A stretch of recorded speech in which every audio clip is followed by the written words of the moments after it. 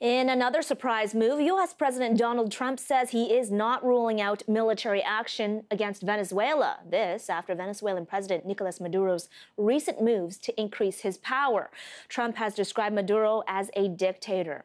The U.S. has already issued sanctions against the leader and more than 24 officials. And now Trump says a military option is on the table. We have many options for Venezuela. And by the way, I'm not going to rule out a military option. We have many options for Venezuela. This is our neighbor. This is, we're all over the world.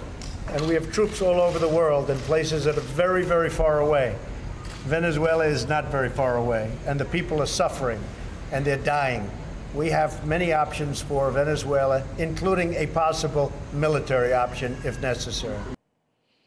For more on this, we're joined by Fabiana Perera, a fellow with Foreign Policy Interrupted. Fabiana, so many options available, including a military option. Your reaction to Trump's comment?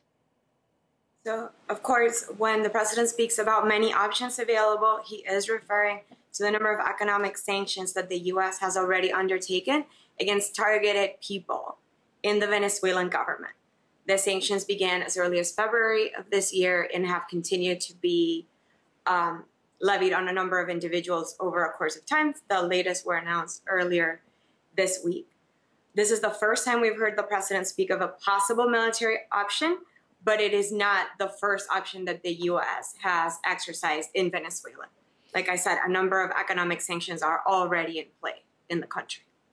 Right. And so why do you believe that the president is saying this now? Apparently, the Pentagon not aware that there is a military option available for Venezuela. Is this just piggybacking on the momentum he's building in terms of ratcheting up the rhetoric with North Korea? I think from the video of his remarks, that suggests like that was the case.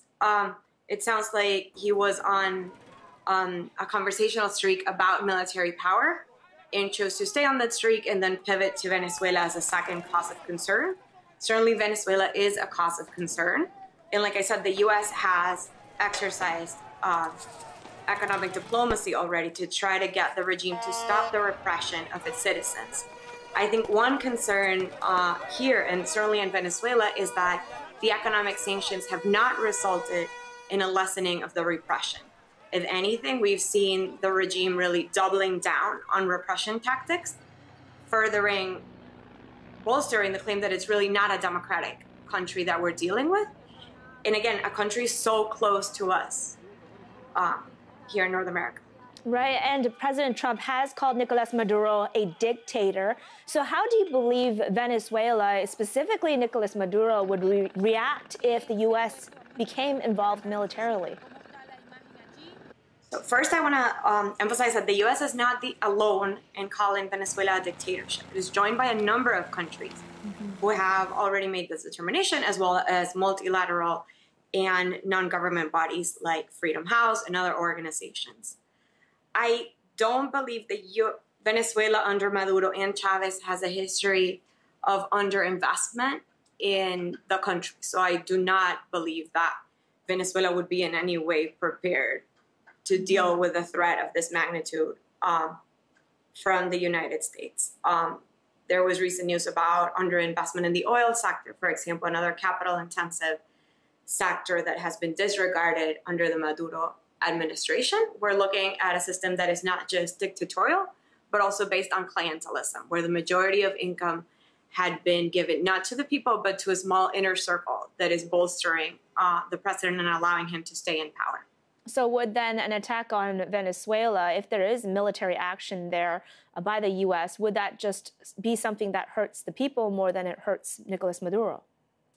I don't think we have enough information at this time to know who would be hurt by a military attack on Venezuela from the United States. It didn't sound like the president had a specific plan for this intervention. The U.S. has a long history of engagement with Latin America and a long history of engagement with Venezuela in this specific crisis as well. I think the U.S. and the international community broadly is growing a little bit frustrated with how the options that they have been exercising, again, this economic diplomacy, in the labeling of the regime as a dictatorship have failed to produce the transition to democracy that is the ultimate goal of everybody that wants what's best for Venezuela, including the United States. Okay, we will have to leave it there. Many of us are going to be, of course, watching this very closely. Fabiana Perera, a fellow with Foreign Policy Interrupted, thank you so much. Thank you.